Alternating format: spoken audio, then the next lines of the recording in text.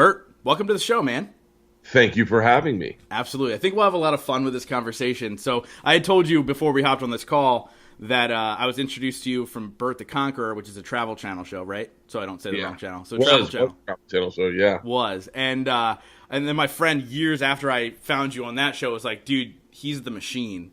And I was like, I have no idea what you're talking about. And then, I obviously Googled it and found the story. And if anybody wants to find the story, they can go Google it. It's what you're known for. It's my opus. It's really the greatest thing in the world. And then I found out like Van Wilder is based off of your life. And I'm like, this guy's the most interesting man in the world. I don't know if I'm the most interesting man in the world, but I am definitely fucking interesting.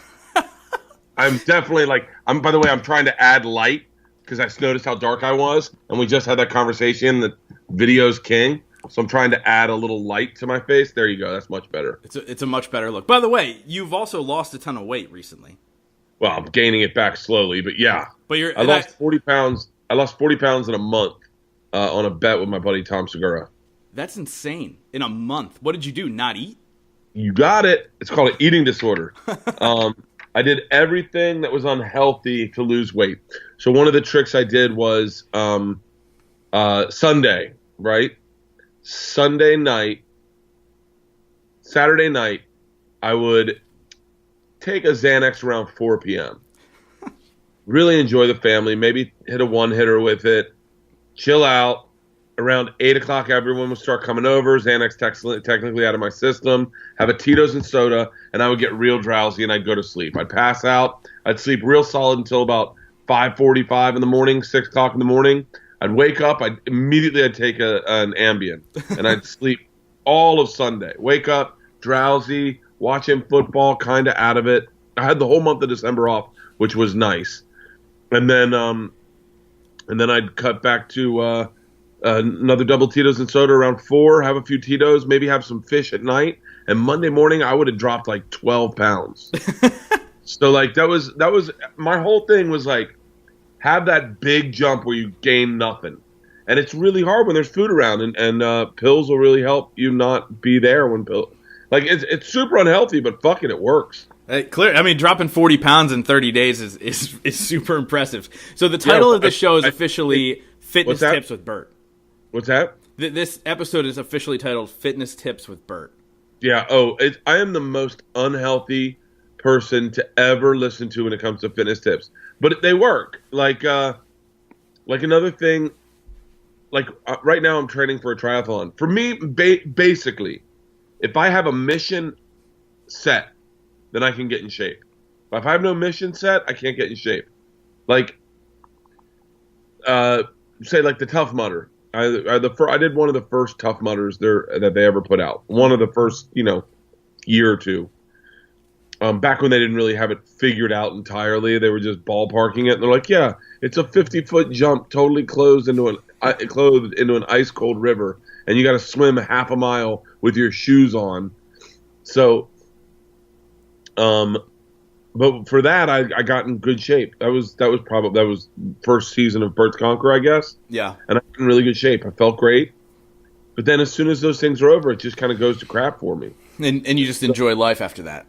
Yeah, and so with Segura and I, we did the weight loss challenge. And we both lost a ton of weight. But I lost 40 pounds in a month. And if I had a focus, a goal, an end date, a threat, I'm going to lose my beard. Was that the bet? Yeah, that was the bet on who could lose the most weight. The other person got to shave the other person's beard. That's hilarious. And so, yeah. And then I did the marathon, which was a big mistake. Did you finish it? Oh, yeah, of course. 5 hours and 33 minutes. I still have my pace bracelet on. I thought if I could go do the marathon, I'd feel good, and then I'd be ready to start running. And no, my body shut down for 4 or 5 days for like a week. So how many miles are in a triathlon, like running? So you have I think we have a few. You have the Ironman series, which is I think 2.5 mile swim,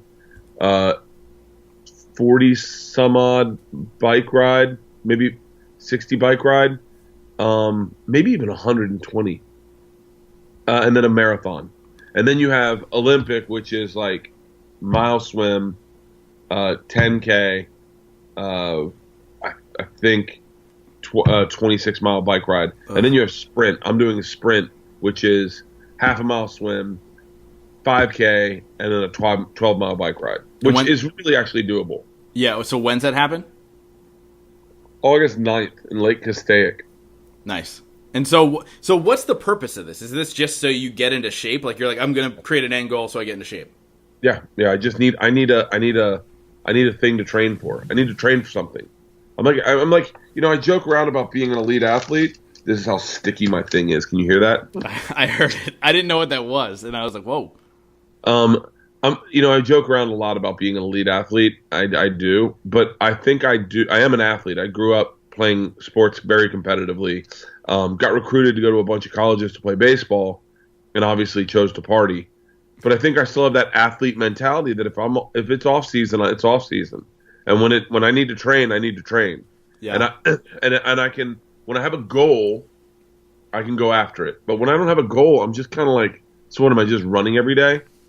Yeah, so you have that, like, that's probably why you were able to lose 40 pounds so quickly, because you were an athlete, like, at some point in your life. Like, this is, so there's one of my clients, he's on a 1 million pound mission. He's got a podcast that he, interviews, like, fitness people and so on and so forth. He ended up losing 100 whatever pounds. And I said to him, like, dude, I've never been in, like, shape. Better shape than I'm now, and I've been worse than I am now as well. But I'm like, I've never been an athlete. I've never been in super shape. Like, I just think it's a different body. Like, if at some point you were in shape, so you were probably easy. It's probably easy for you to snap back into it. Obviously, it's tough, but at the same time, probably easier than for somebody like me who I can't even run a mile. Legit. The first time I ever got in shape, I was, I woke up one morning, I was like 230 pounds, just really depressed. Dating this chick I didn't want to date. My buddy Croy called me up and he was like, "Hey man, what are you doing?" And I was just hungover, and I was just, when you're itchy hungover, like shaky hungover, and just, you can't go back to sleep, but you don't want coffee because it's just going to make it worse. And I was probably 28 at the time, and he goes, "What are you doing?" I was like, "Nothing." He's like, "Want to go to yoga with me?" And I was like, "Sure." And I'd never been to yoga. I went to yoga at the YMCA with him. Did the yoga class, and I really enjoyed it. I enjoyed the process. I enjoyed holding the moves. I enjoyed all of it. And I felt really good at the end. All the shakiness of being hungover was gone. I felt really clear-headed. I felt like focused. And I was laying in child's pose, I think it is, or Yamashiro, whatever. I don't even know what it is. I think that's a comedian. And and the teacher was like, "What do you want in life?" And in my head, I was like, I don't want to be fat. I'll tell you that. And he was like, "No, what do you want in life?" And I was like, "Well, I want to be in love." Like, that was my thing. It's like, I want to be in love. I'm tired of not being in love. And he was like, how would you go about getting that? And I was like, "Oh, number one, I got to break up with this chick. Number two, I'd have to lose weight." Those are the two things I said in my head. And he goes, "Then commit to it right now. Commit to it, like real aggressive in a yoga class. Commit to it right now. Let's go right now. Decide to do it. If you have any problems figuring that out, you come talk to me." And so I was like, I got done and I said to Croy, I might go talk to this guy. So I went over to this guy. He's just such a stud teacher. Bald head, sleeves and tattoos, tank top, great shape. And I said, "Hey man, I want to change parts about my life and I don't know what to do." And he goes, "What do you want?" And I said, first of all, I want to get out of this relationship." And he goes, "You not in love?" I said, "No, I don't even like her. Like, I have no interest in her. And she's not the right person for me. I'm not attracted to her. It was convenient." So how old are you at this point? 28. Okay. He goes, "Break up with her." I said, "Well, it's not that easy." He goes, It's exactly that easy. Give me your phone." So I gave him my phone, and he goes, "What's her name?" I said, "Rachel." And he clicked in, dialed it, handed the phone to me, and he goes, "Tell her you're going to take her out to dinner tonight, and at that dinner decide you're breaking up with her." And I went, "Okay." And she answered, and I said, "Hey, what's up?" She was like, I was like, "You want to go to dinner tonight?" She's like, "Yeah, of course." I go, "Okay, cool. I'll see you at like 8 o'clock. And he's like, "Great." So I hung up, and he goes, "Now spend the entire day working on how that breakup's going to go. You're going to break up with her. Don't back out of this, because if you back out of this, you won't change her life for the thing you want. And I went, it just made sense. Yeah. And then he goes, all right, you good? And I said, well, the other thing is I don't want to be fat anymore. And he goes, that's very easy. You just have to burn more calories than you take in. That's all you have to do. And I was like, well, yeah, I know. But he goes, no. That's all you have to do. Burn more calories than you take in. In order to do that, you need to work out twice a day. And I went, I can do that. I definitely done 2 days. And he was like, all right. So find yourself a workout, and then every night at dusk, hike Runyon Canyon. And I went, I can do that. And so then me and Croy goes, let's go hike Runyon Canyon now. We drove over to Runyon Canyon. I hiked Runyon Canyon, and that day I went, I have now burned more calories than I've taken in. And I went, great. I can do my day. I just did yoga. I just hiked Runyon Canyon for an hour. I took her out to dinner. I broke up with her, and then every day I had a singular focus. I'm going to lose weight. I'm going to get in shape, and I'm going to fall in love. That was it. It was a goal. And like 3 months later, I was 186 pounds, probably the best I've ever looked as a grown man. I went bowling one night. I met my wife. I fell in love, and then gained the weight right back. What's that? It's that happy weight. Like, that's how people know you're happy, right? Like, yeah, I think everybody does it. Like, I didn't get fat, but I gained. I went back to like 210 pounds or 200 pounds, but if I'm goal oriented, so if I focus on a goal, I'm the same way with my fucking comedy. Like, if I go, I'll dick around on stage for 20 years. If you tell me I have a special, I focus like you've never seen anyone focus. I record every set. I will record video and audio of every set and then sync them up so I can hear clear audio of what I'm saying, and I will edit them. I'll edit them into clips. I don't ever do that. I never do that. Yeah. But man, when I'm focused on another goal, I am like a freaking savage. Yeah, I'm intrigued by comedians. I've had a couple on the show, but I'm just intrigued with Drew Lynch. Yeah, great. So he was actually kind of early on, really good dude. He ended up coming to Reading and performing, and so I got to hang out with him. Really good dude. Zane's been on. I think there's one other one that I can't think of right now. I don't know. I've interviewed a lot of people, but I'm intrigued by how their mind works. And like you said, like once you're able to focus, like you're known. I mean, here's the facts, right? So you're known as like this party guy. But when you're able to focus in, you're just like, I'm so focused in and dialed in, and just how you view the world. Like how the world's coming at you and how you take something and you make it funny even though it's not, which I think is super interesting. So do you think that's something you were like born with, or do you think that's something you've learned? Definitely not. It's learned. Yeah. It's entirely learned. It's, I've been having this conversation a lot with other people. There's a thing that I think that all of us will acknowledge, and some people won't, obviously, but this is so sticky. That's not normal. That needs to be fixed. No. It's called the comedian brain. That's not what it's called. I don't know what it's called, but it's like comedian brain.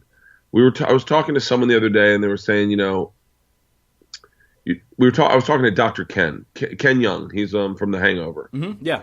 And I was talking to, I think Brendan Schaub was there, and one more person. I'd love to give them credit, because they're probably the one that said it. But when you're not doing just stand up, your brain, your head's somewhere else. You're like in television mode, production mode. You're in production brain, television brain. You're thinking of other things. Like when I was on Trip Flip or Birth Conqueror I was at Travel Channel for 7 years. Mm-hmm. I was always in production brain. I was always in like, what flights do we have taking us into Zurich? How are we getting from Zurich to Switzerland? Or to Interlaken? Is there a better way that can make us more comfortable? Let's look into a Sprinter van that's pimped out. I think if we do a cube truck and a Sprinter van, then the crew can ride in the Sprinter van. We'll put the gear in the cube truck, and then how much time do we have before we go hella skiing? Because I need to get a run on the slopes.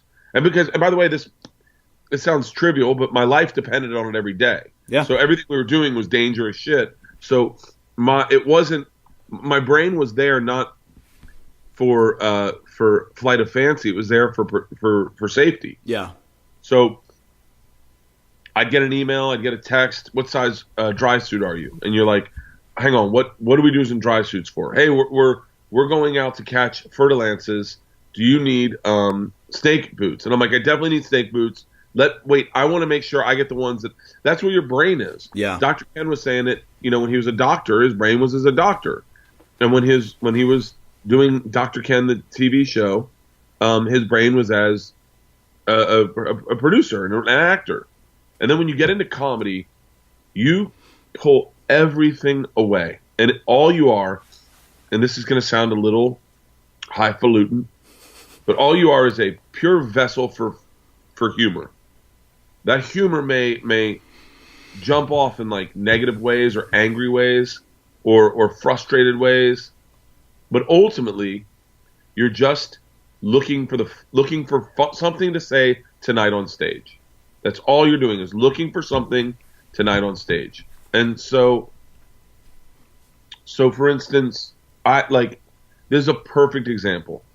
I didn't carry my joke book with me everywhere I went for 7 years. It was with me, but I didn't have it in my hand. Mm-hmm. I have it with me almost every day because you're always something funny happens and you go, oh, hold on, that could go into this. Or how can that go into and what happened? And another aspect of that is so it's not like you're just wide-eyed looking for funny things. You have like 3 premises in your head that you're looking to slide in there. So like the one thing I have is I have a joke right now about my daughter.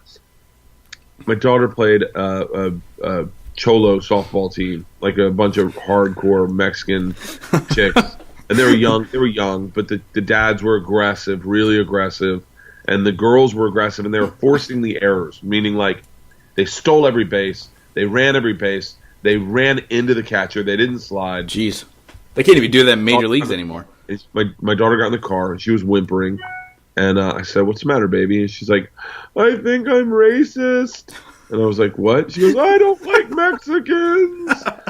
And I was like, no, baby, it's not that you don't like Mexicans. You don't like poor people. That's what it is. And so that's the impetus. That's the story I like. Now my brain has like a sensor out for anything poor people do. Something that like what is I'm looking for the tentpole or the story or I'm looking for the thing that says.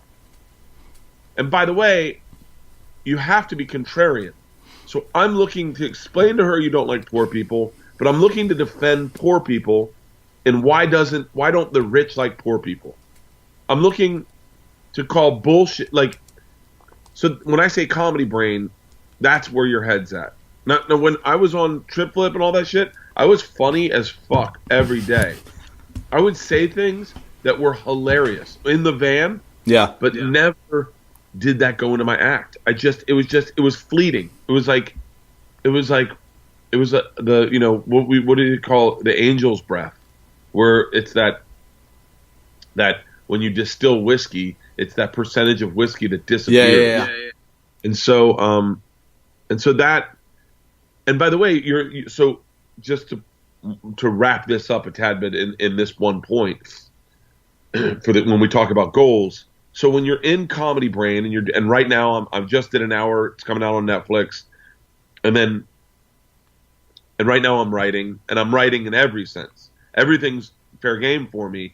This is my favorite part of stand-up is like where everything's funny, everything's brand new, everything could be a closer bit, and you're just all over the map with it, trying to figure it out. And then once you sign a deal with Netflix or whoever you decide to do your special with, and you do your special, you then you're no longer in comedy brain per se, you're in goal-oriented brain. You're in like, all right, these are I'll show you in this. So you have, not to like show you all my bits, but so you have, this is like freeform writing, Right. Yep. where it's just writing and you're just writing. And then you get to this part where it's more like bits, it's chunks, right? The only word that I saw was porn. Well, there's one that says I hate Mexicans, Well, and then here this is. I'll see if I can find it, but this is what you get to when you're working on a special. Is you get to this point and you're to this point, and this is like I don't know if you can see, but it's just one word. And bullet points, that's once you get there, you're done in comedy brain. You're just trying to punch up, fine tune, whittle in, strip fat, strip words, arc it. It's a little different, Specials used to be like, I apologize. Specials used to be an hour arc where it was you take it up, you slow it, and then you bring it back and you close strong. Now, with the way people take in information, they don't have time for an hour. Mm-hmm. They only have a time for an hour if you are funny within the first 15 minutes. So where you used to take an hour and ride it up and down like I did with Showtime, nowadays you take an hour and you murder for 30 and get them to trust that the next 30 is going to be great. So it's a little different now. That's a little above both of our pay grades conversation-wise, but yeah, that's super interesting to me. And so congratulations on the Netflix special. Whenever that comes out, I'll obviously be watching. But with all that being said, like you think about so many people deliver in a different manner, right? And so like it's very much that's your personality. That's when it comes out. Who's your favorite comedian right now? Well, that's tough to say. Because you're friends with half of them, so you also can't just throw it out. Well,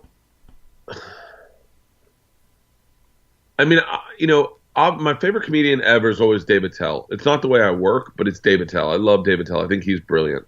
I've always thought he's brilliant. He's just right. He's a joke factory, and he just writes premises that I don't see and I would never think of. Mm-hmm. My favorite comic that like I go, wow, that guy's doing it better than anyone else is obviously Bill Burr. Bill is just prolific in the way he's putting out material and he's rewriting and he's writing.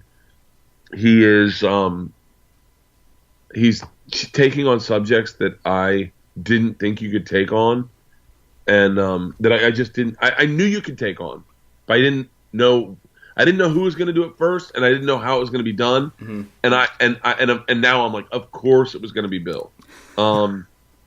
Yeah, those are my two, and then obviously, I love watching my close friends, Joey Diaz, Tom Segura, Ari Shaffir, Joe Rogan. Those are my friends, and I love watching them work because, I think they're just brilliant.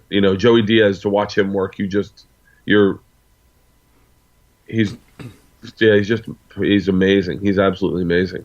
Yeah, I'll have to check. I don't know if I've ever seen him at all, so that's interesting. So has it always been like, I want to be famous, I want to be a comedian, No? Well, actually, let me rephrase that. I apologize. Yes, when I started, I wanted to be famous. Mm-hmm.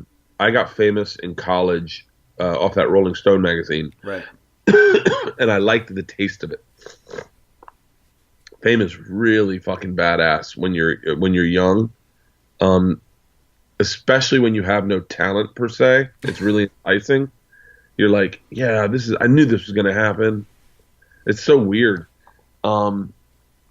And I liked being famous. I was famous for, 3 months in college. Really a month if you're going to, from when the article came out, where like people just were staring at you and looking at you and pointing at you, you're like, okay, I can do this. Yeah. People come up and they know you and they're like, let me buy you a drink. Let me comp your sandwich. And then I moved to New York, and I think I probably still wanted to be famous. And then I think probably fame was like at the heart of it, but I fell in love with comedy. I started doing comedy, and then did it once in Tampa, moved to New York, was doing it in New York, and I fell in love with comedy and the art form of it and the structure of it and the fun of it. It's a really fun job. Like, there's very few times that there's very few jobs, I think, where you show up and you can get high and just giggle. Like giggle for no reason. It's something no one else finds funny, but you find hilarious. Or someone tells a joke that you're just like, David will tell a joke that I just go, like, I'm just dying laughing. And so I fell in love with that. I fell in love with sitting in the back of a room and just giggling at comics. And then going up and trying to make people laugh. Yeah. And then I think I got I at one point I got on a couple shows and I thought, oh, fame is like, I was like, fame's, first of all, fame's like really hard to achieve. Like you really got it. Like, and I don't know if I like it. Like, I don't know if I like fame per se. And I got cool with not being famous and being a good artist and making money, like having privacy and being able to go places and being with legit famous people and being like, that looks like it's bothersome. Yeah. And then I think I got, and I wouldn't say I'm famous by any stretch of the means, but I got notoriety or like not, but I got recognizable. And I don't mind that. I think it would be bothersome if you were like Joe. Like Joe's legit famous, and he's famous in like a scope that I think, or Dave Chappelle. I don't know if I'd enjoy being Dave Chappelle. Yeah, I think I don't think he enjoys being Dave Chappelle. Oh, he enjoys being Dave Chappelle. Does he? Even when he escaped to Africa for 5 years or however long it was. I think that's an isolated incident, but I think he definitely enjoys being Dave Chappelle. Like he enjoys his life. Yeah, his life is very different than anything we'll ever experience. He's one of the most famous people in comedy ever. Like he's and so, you know, things that would bother us, I don't think he notices anymore. And I don't know. I don't know. I can't speak on what it's like to be Dave Chappelle or what if he enjoys it. I shouldn't say that he enjoys it, but it seems like he's having a good time in life. Yeah, like he's got good friends and he's doing great work and he's happily married. He's got 2 great kids. He lives in Ohio. He tours when he wants. He doesn't need for money. Like, I mean, those are the touchstones for happiness. Yeah, in my book at least. For sure. And then, you know, it's funny, you mentioned Joe Rogan too, and obviously he's a guy who I think any podcaster at least, they're like, oh my God, I strive to be that. Like, he just, everything that he does, he just gets. But it's the same thing. It's like, you're like, when you're a comedian, you're comedian brain. And that's somebody who, when I look at him, I go, holy shit, like everything that he does full out. And what you were saying earlier really made it connect. It was like, wow, it all makes sense now. Like, because you find something, you obsess over it, and you master it. And that's something that he does, and you do the same thing. Well, no, yeah, we're very different men. Well, yeah, but at the same time, it's that mindset. You're like, I'm now training for a triathlon. Like, I'm going to go train for a triathlon, and I would go run a block and a half and be like, yeah, fuck it. Like, I just wouldn't. Oh, no, I enjoy what, you know, I make a joke about this Mickey Mantle gene, but I believe it's something real. I really do, deep in my heart, believe that there is a part of me that can outlast, outwork, outthink, out-obsess of anyone and anything. You know, when it came to running that marathon, it was so simple for me. It was like it wasn't like there was no fear involved. It was so simple, and just the idea that this is where I'll be for the next 5.5 hours. I said 5 in my head. I was like, so I'll just be here doing one thing for 5 hours. That's a very easy way to wrap your head around things. Yeah. You know, I don't know why I can't do it with fucking flying, but this is where I'll be for the next 5 hours. And I was like, you know what? I'll see LA, and if I need to walk, I need to walk. You know, it's not a big deal. I think there are people that see that and then they get overwhelmed by it. And they're like, I could never do that. I could never run a marathon. I get obsessive compulsive, definitely. I wouldn't say that's a strength. I guess theoretically you could argue it's a strength with stand-up, is that I will obsess about a bit over and over and over again. I will obsess over an interview that I'm going to do on a podcast over and over and over again. Like you know, I had Rob Riggle in the other day, and I know that he's not this. I don't mean this shitty, but I know that he's not a podcast guy. I know he has a podcast, but he's not a guy that's been listening to podcasts for the last 7 years like I have. Yeah. Even longer. I listened to Ricky Gervais's podcast right when it came out, probably 10 years ago. Which is crazy. Like, podcasting really hasn't really exploded other than like the last 3 years. Yeah, but I love the art form. And so I wanted to show him that it's not, because he kind of came in with like his assistant which you'd never do in a podcast. You'd never have an assistant in a podcast. It just doesn't. It's like, huh? Right. And it happens with the guys that don't know podcasting and don't realize this is an intimate conversation that we're going to share with hundreds of thousands of people. Mm-hmm. And I obsessed with how I wanted that interview to go. Joe's similar in respects to, like, he has to pick and choose what he's going to work at because he's got a finite amount of time. Mm-hmm. So, and he is obsessive. I say that kindly. I don't say. And by the way, if I'm wrong, I am totally wrong. But he is obsessive, and this is his words that I've heard him say on his podcast. Is that when he gets onto something, he's singularly focused, and that's his obsession. Bow hunting, working out, jiu-jitsu. I mean, like, he doesn't have a ton of time, so, like, it would be really hard for him to start picking up another hobby because, like, he's an amazing artist, mm-hmm. and he won't draw because once he starts drawing, then that's his thing. Yeah, that's interesting. Yes, I'm like that a tad bit, but I'm also like a high-functioning alcoholic drug user, Yeah. I like to fuck around. I like to get loose. I like to daydream. I like to fucking fantasize. I love daydreaming. Dude, I daydream probably 50% of the day. I'm just daydreaming. I said to someone, I'm going to write this down real quick. Yeah. I said to someone, because I forgot to write it down yesterday. My daughter, I bought a gun, and my daughter, hang on one second.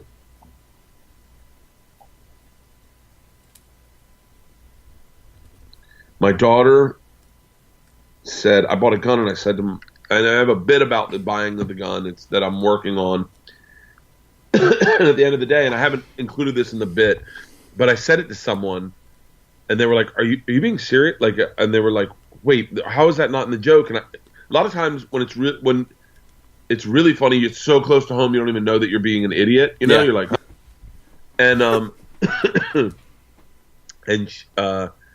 I said, when I talked to my daughters about having a gun in the house, I said, obviously you never touch Dad's gun. And my oldest daughter was like, of course. And my youngest daughter was like, unless it's like worst case scenario. And I was like, wait, what? She was like, worst case scenario, like hypothetically speaking, say I come home and you and Mom are tied up, then obviously you want me to sneak around back, grab the gun, and kill them, right? And I'm like, no. And I was talking to Jessie Mae Peluso, who's a comedian, and she goes, what kind of person thinks that way? And I go, in all fairness, I always fantasized about worst case scenario. Like when I went to baseball games as a kid, I always brought a glove because in a real part of my brain, I always thought somehow they'd be like, shit, we're out of players. Who could fill in? Kreischer, you got your glove. Get over here. And she was like, are you serious? I go, to this day, I mean, I go to events. I go to like a Wilco concert, and I'm like, they're going to have a problem with an instrument and need a comedian up there, and I am ready. I know what I'm going to tell. Like, and that's a little bit my brain is like, it's fun. I enjoy that obsessing and writing and what joke will I open with and that. And then sometimes you come up with a joke in that scenario, but that my daughter Isla's got it hardcore. I was like, no, you don't. And then I started going like, wait, worst case scenario, how do we make this easier for her? She's going to grab the gun. We know that. Yeah. How do we make this easier for her? And then Jessie Mae was like, no, what if you ever tied your wife up and she walked in? Like, what? That's the worst case. That's the only time. And then she's got the gun on you. You got a ball gag in your mouth. And then we started joking around. And I was like, oh, that's the fun work you do when you hang out with comics. Yeah. So, that's so fun. Yeah. And you talk about Isla a lot. Obviously, she's seems to be very much like you. And sometimes you tell these stories, and I'm like, there's no way she actually talks like this. Like, that's what I really want to know. Like, how is that possible? Like, she has a really different brain. And I don't have her brain. I think a lot of people go, you guys are so similar. We're really not. Like, she is untethered in life. So my wife came up with this theory one time about being tethered or untethered. And when you're untethered, it means that you don't play by anyone's rules. You don't have any rules of your own. You just do what you want, and you float free at sea, and you trust you'll get to where you need to go. Mm-hmm. A lot of us are tethered, meaning, and I was tethered for a long time. I'm still tethered. I'm still, like, I'm a grown-up. I'm still tethered. respectful of what I'm trying to say on stage, because I do have a fan base that I feel like I am tethered to a tad bit. I am untethered in the sense that whatever I find funny, I talk about. But there's a couple jokes I have that I go, that's not really going to go, like, I don't want to spend time working on it. Yeah. That child is untethered. She will sit in her room. The other day, we were all sitting at the dinner table, and she was in her sister's room with her feet in a sweatshirt, wearing a sweatshirt with the hoodie up and her feet sticking through the arms, and she was yelling, "A big old B! Big old B! Big old B!" And I was like, Isla. And I'm looking at Leanne going, what the fuck? And she's like, just ignore her. And we're sitting there, me and Georgia and Leanne are talking about something, and she's just yelling at the top of her lungs, "Big old B!" And then Georgia starts giggling. She's like, "I think you better answer, big old B." And I was like, I go, Isla, shut up. "I ain't shutting up, big old B." And she's doing this accent. And then finally, we all go in there, and she's just smiling ear to ear. She's been laying in like a lazy boy type chair in Georgia's room with her feet up on Georgia's desk.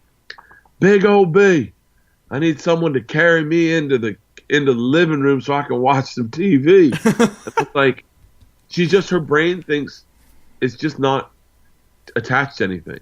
And so I was never like that. I was really kind of, I'm a child of the 70s, 80s. So I was like kind of formed into like, hey, I was untethered when I was a kid. I only wore Speedos, moccasins, and maybe like a knife belt until I was in like second grade. That's all I wear. And my dad was just not, he was not that kind of father that was like, let's see where this grows. Yeah. Like, yo, get him some knee pads. He's going to be sucking dick. Yo. And actually, it's funny that so there's a story where Will Smith found you. Yeah, that's a perfect example of yeah. my dad's brain. Yeah. As Will Smith finds me, discovers me, as people discover me, they go, you got to meet Will. If you meet Will and he likes you, then, we'll do a television deal, and that could be a big, 6-figure paycheck. So I go in to meet him at the Hit Factory or whatever. I forget what it's called. Uptown, West Side. Go in, and they bring me into this huge dance studio. Like bars on the window, mirrors everywhere, bars on the mirrors. 2 folding chairs in the center, and I sit down in one of the folding chairs with my back to the door. Will walks in, and it was a genuine, he's a genuinely amazing human being.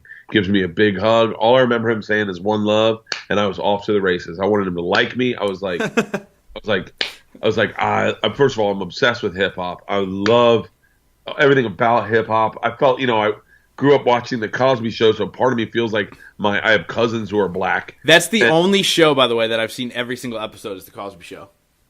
Cosby Show, I watched A Different World. It's so crazy. I watched A Different World, and so in a weird way, when I see black women with like a Spellman shirt or a Morehouse shirt, I feel like I went to college there because I watched A Different World, and I always smile at them like, "Hey, what's up?" Like I point to their shirt like, "Oh yeah, we both went there," but there's no way I went there. Yeah. It's an all-black university. You're like, I relate. My wife saw me do that, and she goes, "Why do you point at them and point at their shirt?" And I go, "Oh, it's Spellman." Like we went. They're like, I've been there. Yeah, me and Dwayne Wade or whatever whatever his name was. Dwayne Wayne. What was it? Was it Dwayne Wayne? I think it was Dwayne Wayne. I believe, with the flip-up glasses. Dude, I felt like I was that guy. I mean, I connected with that character. Anyway, my point is, I have a great meeting with Will. At the end of the meeting, he says, "Do you want to go to the movies?" And I was like, "Sure." He goes, "Tonight?" And I was like, "Great." He's like, "Meet me at 7." And I called my dad as soon as I got out, and he goes, "How'd it go?" I was like, "Great." He's like, "Yeah." I go, "Yeah, we're going to the movies." And my dad is not like the best nurturer, and he was like, "On a date?" What? He was like, "Oh, like, are you guys going on a date?" And I go, "No, Dad, we're just going to the movies." He goes, what grown men go to the movies together? Like, that's just, and he was like, "Oh, buddy." These were his exact words, and he'll deny this to this day. Because, "Oh, buddy, I think he's a mo-dicker." So, what? A mo-dicker. A lot of these gays, they find young boys, and they get so They turned him out. His point was, he didn't say Will Smith was gay. He said that he was so tired of having sex with women that the only thing that turned him on was having sex with young boys, like young men that were confused, and to turn them out. He goes, it's called the casting couch. It's very popular, and so but that's my dad's brain is protective. You know, if I was protective of Isla, I would be like, she dresses like a fucking lunatic. Like she wears knee-high socks, shorts, a skirt, and a hooded sweatshirt, and the weirdest pair of Nike high tops you've ever seen every day. She has her hair dyed blue. She just got braces, and she walks around with a hood on. Like, part of me is like, yo, girl up, you know? Like, but that's, that's, what do you know? My wife's very protective of her personality and her brain. Yeah. I mean, that's all part of it, right? I think that we live in a world now where it's like, yo, you be you. And we'll see what comes of it, right? And it always works out in the end, hopefully. I notice a lot of times, so I don't ever really do a ton of research with people that I've interviewed, but I've been fortunate lately that I started interviewing people that have some sort of fame, or so I know about them. So like, it's weird to have conversations because I know a lot of this, but I noticed something about you. You talk a lot about relationships, specifically with women, and how you weren't the best at it. And I just heard the story of you losing your virginity to a girl's butt cheek, not to a girl's butt cheek. So I said that on stage. You're as you said that, I'm like, I got to write that down. I said that on stage. I said, I do this thing where I go, sometimes I'm not even telling jokes. I'm just telling secrets. Yeah. And I said, sorry. No, that's fine. I said to this woman, I said something to this woman in the front row. She goes, that's a secret. I said, I'll tell you what, I'll tell you 5 secrets for every one secret you tell me. And I'm very good at telling secrets they're not secrets, obviously, because I'll share them with anyone, but I have stuff I'm embarrassed of that is like legit, like, or there's stuff that I do that's weird that I acknowledge is weird. But I said to her, the first time I lost my virginity, yeah, you heard me right, first time. And it got a huge laugh, and I was like, oh shit, I should write that down, and I forgot to write it down. But I did not know what I was doing. I tried to I was 17 years old. I tried to put the condom on, and I had never put a condom on. So I unrolled it all the way, and then grabbed it at the base to push it over. But as I pushed it over, obviously there's air trapped in there. And so as I push down, it inflates. And I'm like, motherfucker, this can't be right. This is not right. This can't be how you do it. Like this, I feel like I'm making balloon animals. I'm trying to squeeze the air out, and it's literally going. So I get rid of the condom. I go out to my buddy Jeff. I get another condom. I come back. I put this one on right. I get on top of her. And literally, and this might have been my baptism into comedy, is that the moment when I'm most sexy, most passionate, most heat-filled, and being the most sincere, I get on top, and it's literally 1, 2, and I'm done. and she looks at me and goes, "Are you going to put it in?" And I went, "What?" And I looked down, and my dick's between her butt cheek and the bed. Oh my god! Oh my god! I didn't even lose my virginity to a person. I lost it to a mattress. Dude, my face is bright red right now, by the way. Humiliating. But at the same time, that happens. That not everyone's life is like Prince Harry's. You know, like everyone. Some of us real. Screw up. And then I had sex with her after that, and I said on stage, it's a lot like getting ready to go on a hike and jumping in the river and get your socks all wet and get your shoes all wet and go, all right, let's start the hike now. But yeah, it was a tad bit mortifying, but it paid off because it works now. Dude, I think that's everybody's story though. Just not a lot of people talk about it. Like my first experience was all of 1.5 pumps, and at the end she goes, "Is that it?" I was like, dude, I guess so. Yeah, it's so funny because no one you hear the guys, like I hear guys talk about themselves and about like oh yeah, when I lost my virginity, it was great. I was in there. I was like, she like came twice, and I'm like, no, man. Like, you're living in a make believe world. Like I said to someone the other day, it was like a 55-year-old man. I said, do you still masturbate? And he's like, I never have. And I was like, okay, that's clearly something you've told your wife. Yeah. But now I'm not the kind of guy that's going to go in and call him on his bullshit. I then just flip that and make fun of myself. Clearly this man's living in a lie. Obviously. Yeah. Like, there's no way that he's never jerked off, but in his head, he's like, no, I never needed to. I was like, sure you didn't. That's insane. But, again, everybody wants to be Prince Harry, like you said, and not everybody wants to be, by the way, it's such Joe a Schmo. bad analogy using Prince Harry, who once dressed up in a Nazi uniform and is a redheaded prince. That's true. He's like the worst prince out of all of them. His only saving grace is he married a black chick. Is she black? Yeah, Meghan Markle's black. I didn't know that. That was the big fucking hubbubaloo. I just thought, I'll be honest, I just thought she was tan. They don't normally walk in through the front doors of the palace, if you know what I mean. That's very, very true. I knew that there was like this whole I just thought because she was an actress and has done sex scenes that they were like, oh, this can't be happening. I didn't realize that she was black at all. Like that's the thing. She's done sex scenes. Now I know what I'm googling after this. I noticed it because I was scrolling through Instagram and I saw like this meme and it was all the scenes of her, like pictures of her sex scene, and then there was like the queen like giving her a stare down at the wedding. Like being like, there's something wrong with you. So it's, oh wow, yeah, it's very, very interesting. But so going back to this, the whole relationship thing, does that until you met your wife, is that something you're just like, I can't figure this shit out? Yeah.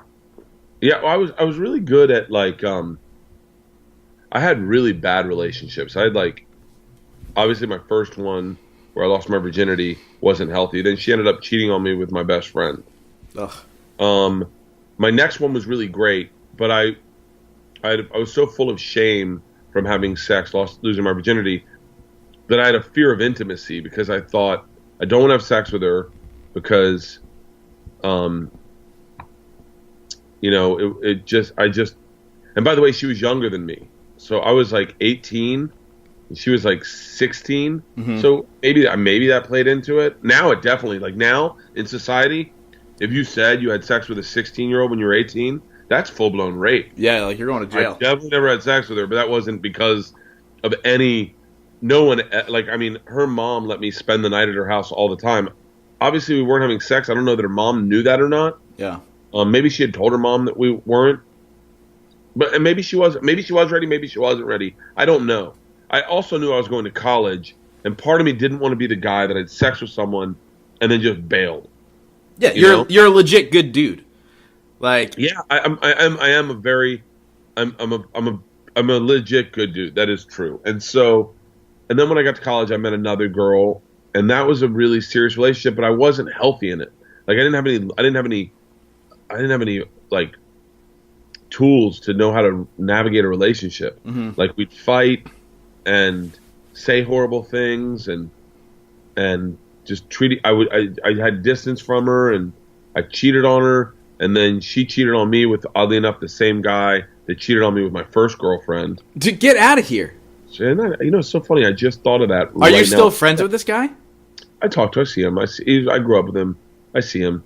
That's crazy. That's his path to walk down. I'm cool with it. I'm past it. Yeah. I'm very happy where I am. Clearly, if he fucks my wife, I'm going to lose my shit. Yeah, but that's when he gets destroyed. Yeah, but anyway, so... And in that relationship, it just wasn't healthy, and I moved from that relationship. Then she cheated on me with that same guy after like 4 years, 5 years. And then I got into another relationship, and I was not healthy in that one. I was very panicked, crazy boyfriend. Like, I was just very possessive, I think. Maybe. She would be better to talk on that, but like, I was fun, and I was a great guy to hang out with, as long as I didn't feel a sense of losing her. Yeah, dude, I'm the same exact way. I relate. Like, I'm glad you're sharing this because I can relate on all levels. Like, the whole entire story of, like, this kind of... I never got cheated on that I know of. But, like, I was engaged to a girl who's bipolar. And this is no joke. This is the first time I'm sharing this publicly, by the way. And so this will be like, oh, what the hell? But it was the morning of Good Friday. I had sex with her. I then went to New Jersey to see my family. Came back Saturday night, and all of her shit were gone. Like, I walked in, I parked in the garage, walked into the house, turned right, and the dining room table wasn't there. Like, legit. Had no idea it was going to happen, and I was like, what the fuck? And then I was in an on-again, off-again relationship after that, and I was that guy. So worried that, like, you're just going to disappear. And so then you become crazy obsessive and, like, all that other stuff. I was terrified I was going to get cheated on. And I think ultimately that was the catalyst for our end of our relationship is I moved to New York to start stand-up. She was very supportive. Very, very, very supportive. I moved to New York to start stand-up. She was a flight attendant, so she could fly to New York all the time, and she flew to New York all the time. But then she also wanted to have her own life. She wanted to live in a place and meet friends and I think probably date other people. I was not moving back to Orlando. She was not moving to New York. The writing was on the wall, but for me, I was like, I can't. Like, if she went out, I wanted her to call me from the party. I wanted her to call me when she got home. Like, it was very possessive. It was. And then the straw that broke the camel's back was my buddy Eddie was like, hey, why don't you come down and hang out with me this weekend in Orlando? That's where she lived. And I was like, yeah, I'll go down to Orlando. I'll surprise Kristen. I have to be honest, and I only say honest because I don't know. I really don't know. Maybe part of me was like, I'll surprise her, and I'll spend the weekend with her, and I won't hang out. Like, I wasn't being healthy and like going, I'm really spending my buddy weekend with Eddie. Right. Part of me, I was like, I'm going to go, and maybe I'll see Kristen, maybe we'll all party, maybe I'll spend the night with her.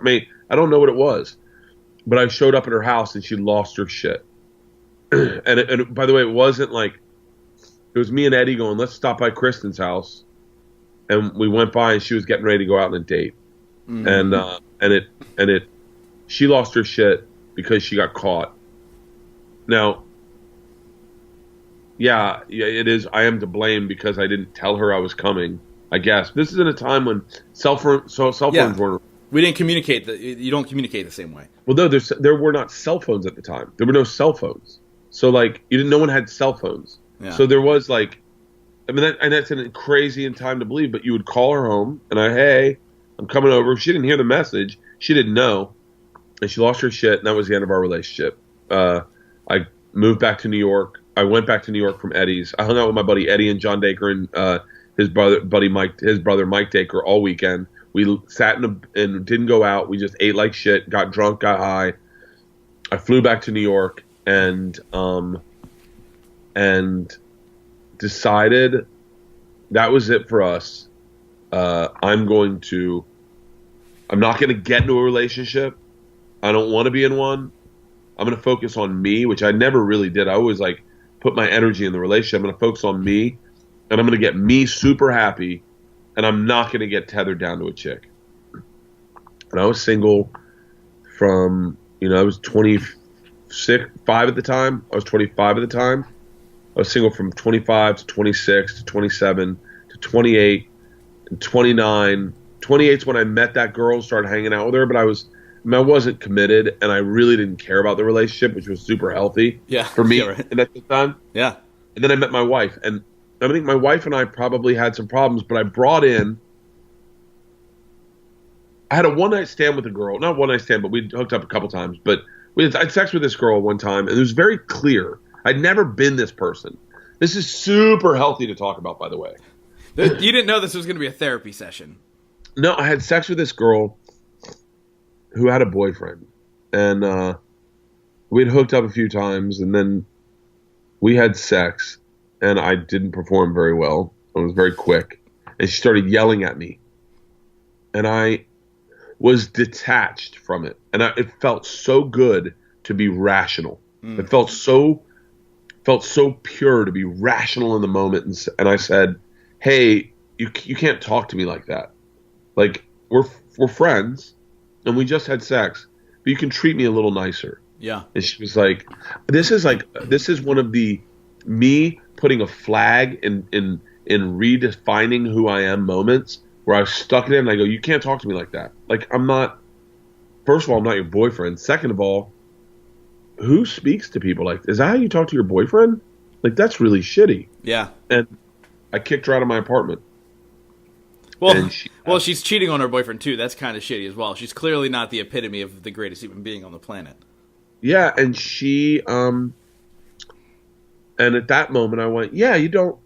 And then I ended up dating, I say dating, but like dating. I dated this girl. I think her name was Stephanie. I'm not certain.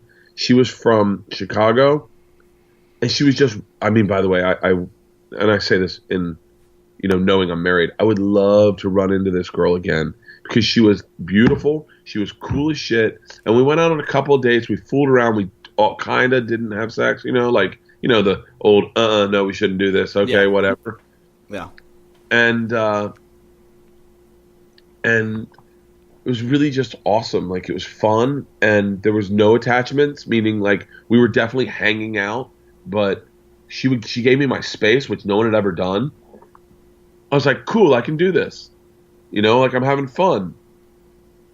And then I hooked up with another girl, and then I hooked up with another girl, and it was like cool to be like, yeah, I'm not in love with you, but I had a fun time, and now let's I don't need to call you. I don't need to like, and they were all transients. I was living in New York. They were like, not transients, like homeless people, but they were like coming in, staying for the summer and leaving, coming in, staying for the weekend and leaving, staying for a month. And I would meet them at the club, and I was like, okay, this is healthy. This is normal. This is cool.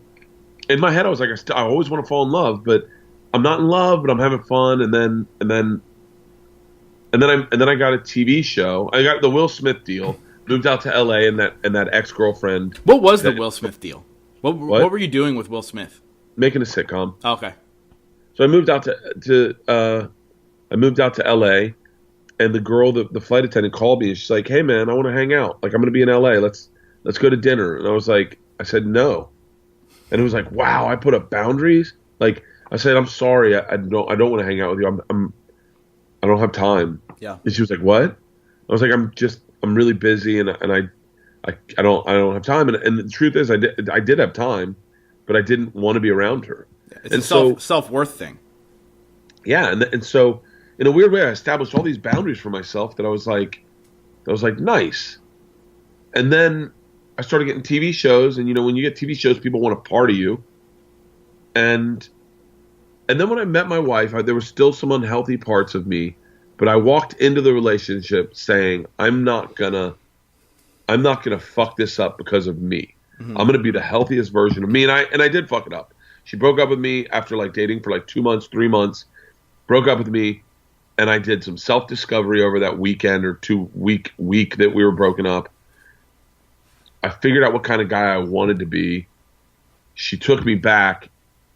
And I would say I'm a very generous partner. That's a lie. I'm a very selfish partner. But I'm very generous and loving, and like, my wife didn't know how to fight, and I taught her how to fight. Like, I taught her, like, meaning, and I know that sounds like mansplaining these days, but like, my wife would admit, my wife would not fight fair, and if something set her off, it was over. And I taught her that you can like fight and disagree, and you can say you're sorry, and that no one needs to go to bed angry, and you can. And by the way, we're not a perfect couple, but like, I'll tell you right now, this morning I got up from. By the way, my wife woke up at 5:45 with the girls. I slept until 7:45. I got up, and my wife was in the bathroom, and I came up behind her, and I gave her a big hug, and I kissed her on the cheek, and I said, "I'm so lucky to have you." And by the way, that's genuine. I didn't do that so that I could talk about it on your podcast. Yeah. But that's how I treat my relationship with my wife. I'm very blessed to be sharing this life with her. I love her insights. I love how generous she is. I love all of it. But man, you got to break a lot of eggs to make an omelet. Yeah, man, for sure. So, I hung out with that flight attendant chick like 4 months ago, maybe. She lives at one of the places I was performing, and she wanted to come to one of my shows. So obviously, comp tickets for her and her friend. They show up. We're hanging out, and I was like, and by the way, I was like, I'm grateful for having her in my life because she was very supportive of stand up. But then I watched all the broken parts in her still crumble, like all the things in her that still melt down. It's weird when you get like a solid chick. When you get like a solid chick, they don't fall apart. They're who they are every time they interact with everyone. They're not They're not painting two sides of the fence at the same time. They paint one side of the fence, and that's their property. And I was like, cool. Man, I'm so fucking lucky to have my wife. Yeah, that's a great analogy too. Like that's incredible. And so here you are, and you know, you tell this story of being the machine, and you know, robbing your classmates in Russia, and all these other crazy things. But like, what I'm getting from you is that like you just live life genuinely, and it just happens to be great stories. Like, and then also you're a great storyteller. I think there's a huge key to that as well. But how do you find yourself in these situations in your life? Like, I think it's because there's a lot of them. I think number one, I'm the kind of guy that if there's a meet and greet line, I get in it. If a band plays, no matter how big the arena, I want to go up and tell them how much I enjoyed them. Mm-hmm. Like, I'm very, I guess gregarious is the right word, but I'm very gregarious. I want to share things with people. I want to share experiences with people. That's number one. I think I take bites of life without knowing what I'm biting into often. I have a very hard time saying no. That's number one. I have a very hard time saying no. So, for instance, with the Russian mob, that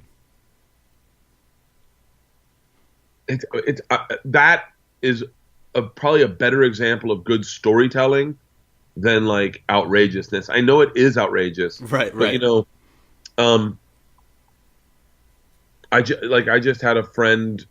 You know, all my classmates that have seen it have been like that have commented, and I think that's why it went viral. I had a classmate that commented and was like, "This story is 100% true." It is 100% true, but I heighten and I pull back information that would make it more plausible or accessible. Mm-hmm. But in essence, it's true, and I think that's, you know, when I fought a bear, I make it sound a lot more. I know how to tell a good story. I think all of us do, but you know, I do it for a living, so. When I tell you a story, I know how to start it big. I know how to get your excitement up. I know how to set up your expectations, fulfill your expectations with the truth, and then end it so you know it's over. That's number one storytelling. Start big, set up expectations, fulfill expectations, give me a plot twist, and end it. Put it in a bow and wrap it up. Mm.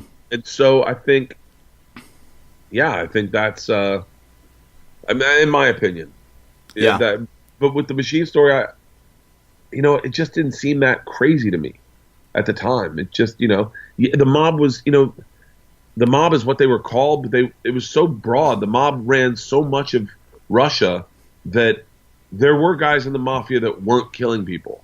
There were guys attached to the mafia like Igor who were just guys trying, like, how did you get into what you're doing? I remember asking him that one time, and he was like, when I was a kid, it was communism. I never thought, one day I'll be a doctor, one day I'll be a lawyer, one day I need to focus on how to make money. All of a sudden, one day they're like, hey, what are you going to do? And he's like, wait, hold on, the state's not taking care of me anymore? And he's like, and there's a lot of us like that just didn't know how to get to the next. It's like a bunch of millennials who still live at home with their parents, and they're like, wait, I have to have a goal? Yeah, yeah. And I think that's what happened to him. And so the job he got, he wasn't a hitman, he wasn't a fucking numbers runner. He was just a guy who looked over a class and was dialed in so that no one took advantage of them. Sure. And he was a guy that had to set up other mob who could connect in with the mob and go, all right, these are the two gangsters that take you on the train trip. These are the two gangsters that live with you in Moscow. These are the two gangsters, Yeah. Do you still talk to Igor? No, I haven't talked to him. I haven't talked to him since I left Russia. Yeah. I was just curious. My friend Rich was like the guy who introduced me to you as the machine. He's like, dude, you got to ask if he still talks to Igor.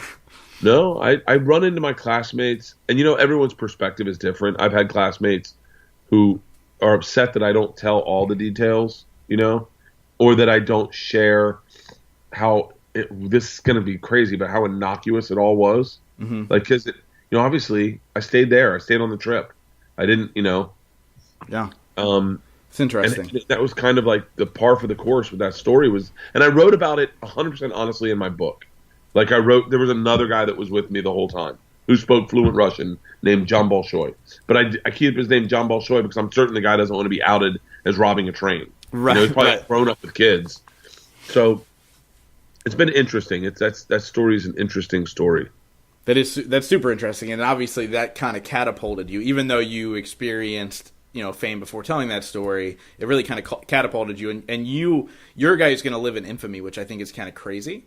Like I think I talk a lot on this show about legacy and like what kind of legacy are you leaving behind, and one of the 5 rapid fire questions kind of laments to that. But like, do you realize that like that's what you're doing? Like you will live on in infamy forever. Like done. No, I don't know about that. I think I'll be able to sell tickets for 5 more years if that's what you're talking about. Get out of here. Way longer than that. Like that story is something that people would be like, have you ever heard the story of the machine? And I think that like that's kind of freaking cool, right? The fact that you've put something out, you've done something, first of all, that'll live on in infamy, and then you tell the story. And I think there's a lot of power, like we were just saying, in telling a story the right way. And with this podcast, I've had the opportunity to interview insanely successful people from all walks of life. And obviously I would obviously highlight you as somebody who's successful with what you do in your craft. So what do you do? What do you consider success? And then what are 3 things you do every single day to like ensure that success? Nothing. Nothing. Nothing. Absolutely nothing. That is one of my favorite answers to this question, because that's one of my 4 questions that I ask the same every single show. Otherwise, it's just conversation. But I like that. I like the fact that you just live your life and the world is happening, right? So do you have any goals? Like what's next? What's happening next for you? I have a few goals. I think my brain works in like my therapist says I like to get in the pants of creativity. I don't want to date it. I don't want to fuck it. I just want to get in its pants and play with its vagina. That's it. I love that. It's like when a girl says yes and you're like, oh yeah. And so I have 3 projects I'm working on as of the moment. 3 projects I'm working on. I want to do scripted. I would like to make scripted. I'd like to live in LA and do scripted and take a break from the road. Not entirely, but like just slow down a tad bit. Mm-hmm. I'm working on a new hour. That's, when I whittled down my life so that I could just do the things that are really probably easiest for me. If that makes, it's kind of a sad way of looking at it, but the things that came natural to me and that I love doing and that I would never, that I do for free. Yeah. Like I did my podcast for free for 4 years. I mean, it's still free. You can get it free, right. But I did it for no money for 4 years. I did stand up for no money. No money. That's a real passion for something. Yeah. I do Instagram videos for no money. I shoot videos. I was going to say, I love your Instagram stories. I think they're some of the funniest shit in the world. I have to ask this question. There was one, and I've told like 4 people this. I'm like, you got to follow Bert just for his Instagram stories. You were in an Uber, and you were like, this Uber driver won't shut the fuck up. Was that legit? Was that like not a friend? It was an actual Uber driver. Do you know what I'm talking about? Oh yeah, hold on. Had tattoos everywhere. No, it was a friend. All right. Damn it! I was like, I can't believe you just sat in the passenger seat of this Uber and said that. It was a young comic, and he was talking about his divorce, and I just pulled out my phone and was, God, I forgot about that. Yeah. Yo, dude, I was like legit. I'm like that. If that's a real like Uber driver, hilarious. He looked like an Uber driver, didn't he? Yeah, he did. He did. That's so funny, dude. Some of the best conversations I've ever had were in Ubers. Some of those people are great. I wouldn't say my best conversations. I've had some really interesting ones. I had one on election day where the guy picked me up and he said, "Where to?" And I said, "The Comedy Store." He said, "Are you doing a show tonight?" I said, "Yeah, we're doing a podcast." He said, "What's a podcast?" I said, it's like a radio show." He said, "What are you talking about?" I said, "We're talking about the election." It was the End of the World podcast. And we're talking about the election. And he goes, "Really?" I said, "Yeah." And he goes, "Yeah, when is that?" And I said, "It's today." And he goes, "Yeah, I gotta vote. I gotta remind myself to vote this week." And I went, It's today." And he goes, "Yeah, I know." He goes, "Who's running?" And I went, "Really?" Wow. And he goes, "Yeah, like who is it? Who is it? Do you know?" And I said, "Yeah, it's Hillary Clinton and Donald Trump." And he's like, "Oh, right. Yeah, I gotta vote this week." And I went, What country are you from?" And he goes, "I'm from America." I said, "No, where were you born?" He goes, "I was born in the Valley." And I was like, my "One God. of us?" you don't deserve a right to vote.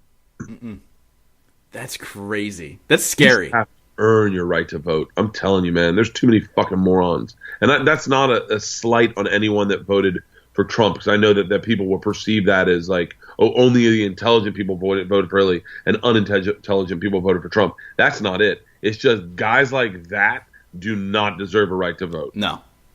By the way, he's going to win a Nobel Peace Prize. Let's think about that for a second. Who? Trump. Oh, I thought you said my Uber driver. No, he might.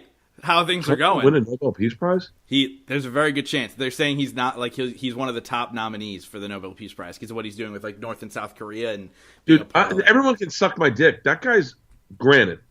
He's probably an atrocious person with whatnot and what, but man, things are getting better with North and South Korea. Like he took what we thought was the next world war, and inflated it by going, I will out big dick crazy you in a fucking heartbeat. It's true. And I said, no more Yankee my wanky. The Trump needs food. It's legit. And I just spoke at an event in Orlando this last weekend. And one of the days we all went to Magic Kingdom and we did like Hall of Presidents. And as we were walking in, I go, I legit thought this guy was going to start World War III.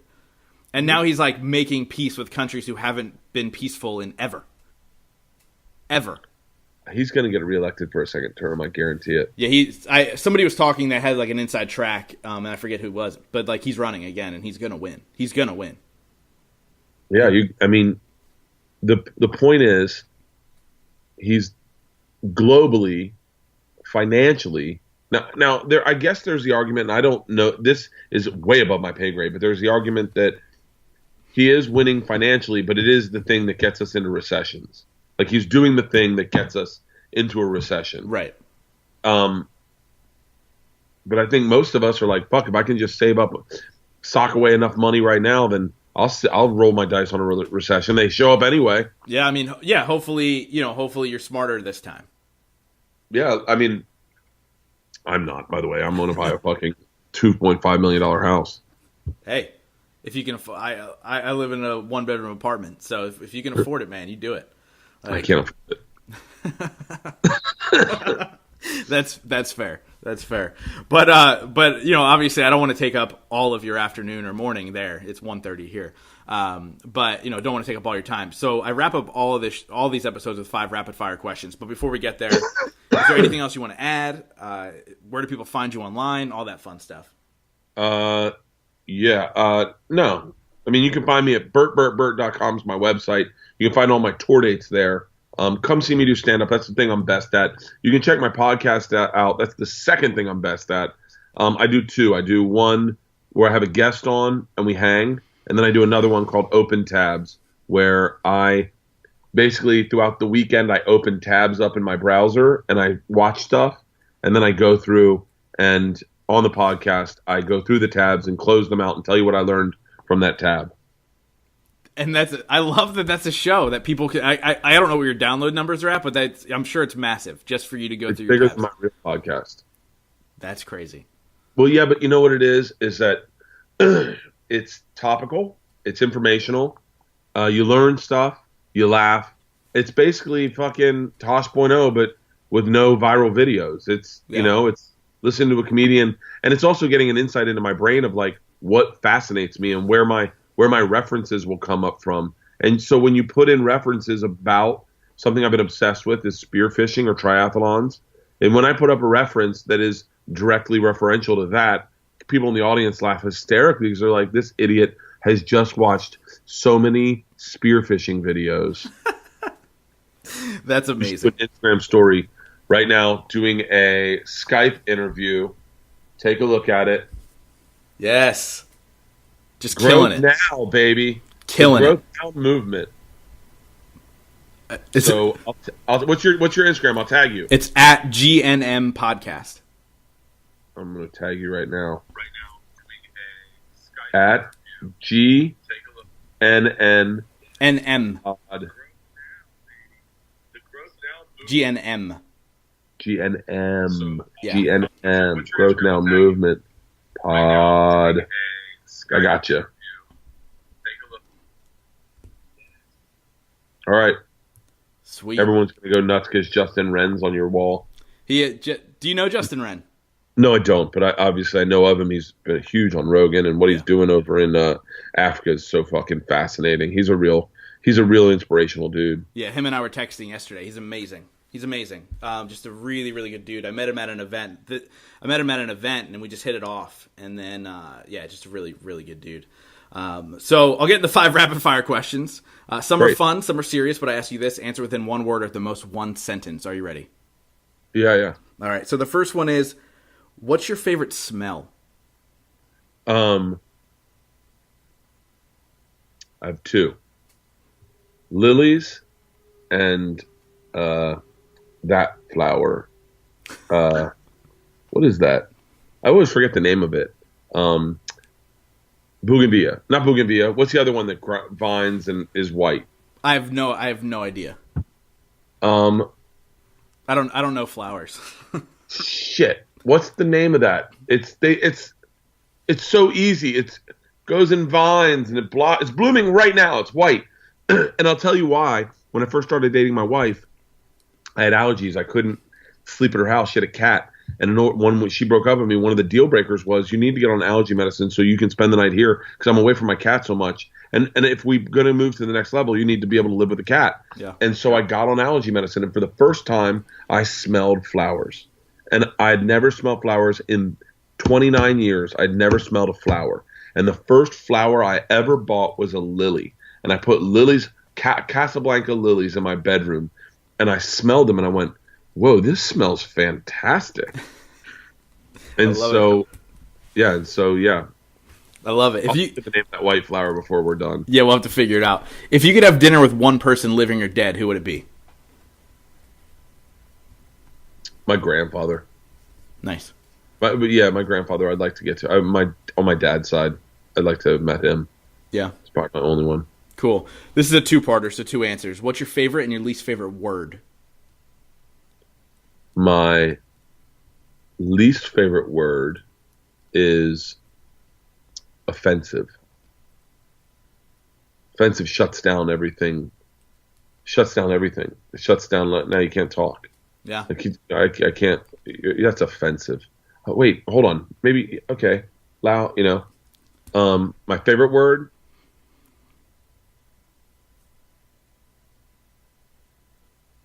It's probably, yes. No, that's a good thing to hear. I love it. At the end of your life, if you could only be remembered for one sentence, what would that sentence be?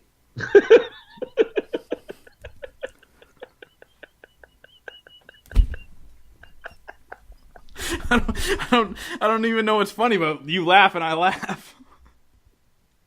I mean, he was the machine. That's gonna be it. That is gonna be it. That's the best. Well, that's what I just said. You left a story out that's going to be a legacy forever. And I told you I asked one question in my 5 rapid fire questions, which is all about legacy, and that's it. That's the question. Yeah, so he was the machine. My daughters go, he's also my father. Yeah, but he was the machine. But he was, and they'll say it too. That's the best. Obviously, the show is called The Growth Now Movement.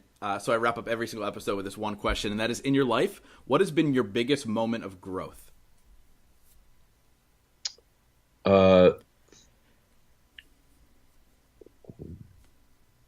I would say getting fired from Travel Channel.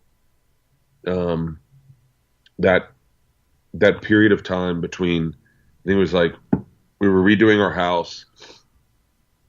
I got fired from Travel Channel. A tour got canceled on Funny or Die. I was on a tour and that got canceled, and my numbers were shitty and my podcast wasn't monetized. And I kind of, I took all my tentacles and brought them in tight and figured I'm probably a better moving forward machine wrapped up tight with everything I care about in on me and not trying to be everything else to everyone else. And I started focusing on creating content and creating great material and focusing on putting on good shows, being generous, being accepting, and selling tickets and doing so in like an authentic kind of like, I'm funny. I'm not a serious dude. I want you to have a good time. It's all about having a blast. In that period, it's when Tom and I did the weight loss challenge. It's right when my Showtime special came out. We were redoing our house. Our house was torn down. All of that time from, like, I'm guessing, what's today's date? The 2018? Yep. Wasn't 2017. It was 2016, right? Mm-hmm. 2 years ago. Was 2 years? Was it? No. Was it 2 years ago? No. Hold on. Yeah, it was 2016. Yeah, 2016. Probably October to December 31st, 2016 was probably the greatest growth period of my life. I lost 40 pounds. I did the weight loss challenge with Tom. Tom and I just kind of reconnected in like a more of a day-to-day basis where we started talking every day. Me, Joe, and Ari started getting tight. We did the weight loss challenge, and I started selling tickets for the first time in my life. I went, the machine story went viral, and everything. I went from the lowest I've ever been in my life, getting fired from Travel Channel. My house got demoed, and my wife told me I needed a vasectomy. That afternoon, she had a scheduled appointment with me, and I was on a walk, and I went, and I got sick. I was a fucking mess. I was a spiral. I got into the bed in our living room. We put the bed in our living room, and I would listen to these Mexican guys play ranchero music and demolition my house, and I was trying to take a nap because I was sick. I canceled my vasectomy. I realized I have no money coming in. I had no tour dates. Funny or Die canceled all my tour dates. I had no money coming in from that point until December 31st. I was fine financially, but at December 31st, I had to revamp things. And I feel like I took myself out of the ashes and went, you are super, saying this out loud to yourself is so hard. You are super talented. You're a fantastic stand-up comedian. You're an amazing storyteller. You are authentically invested in what you're creating, and you love your podcast. You're authentically invested in podcasting. You're a fan first. Let's just start from there and see what happens. And then first week of January, I sold out my first show. Got a guarantee. Second week of January, sold out my second set of shows. Had a guarantee, and I stood up for myself. I said to my management, I want a door deal across the board for the entire year. I sold out every single show that entire year that I performed, every single show. The next year I came back, and I sold out every single show up until now with adding shows and increasing my ticket price. And and without a doubt, that period of time was, I don't ever want to go through it again. But, man, I look back at it fondly going like, fuck yeah, B-man. That's awesome. Bert, man, Thank you so much for coming on, sharing stories, having a good time, and just doing what you do, man. Like, you make the world laugh, and I think that's invaluable. So just thank you so much. I appreciate it. This was a fantastic interview. Thank you so much. Thanks, man. I appreciate it. All right, brother.